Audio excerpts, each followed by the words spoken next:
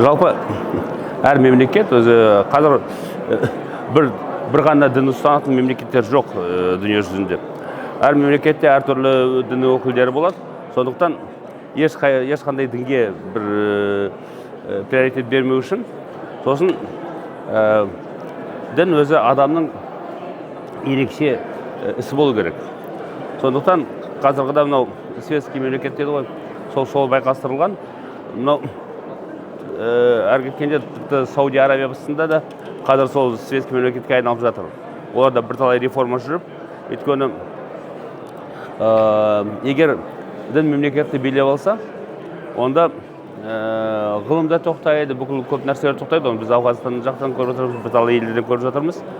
Сондықтан оны нақты конституцияға жазып белгілеп қою керек.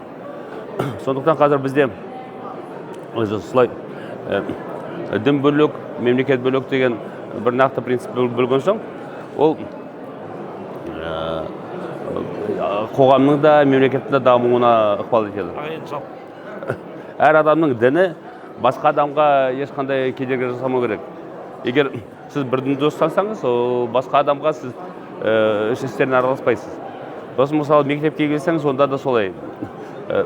Бәрі бірдей келу керек, бір формамен шығу керек. Өйткені мектеп деген ол светский мекеме.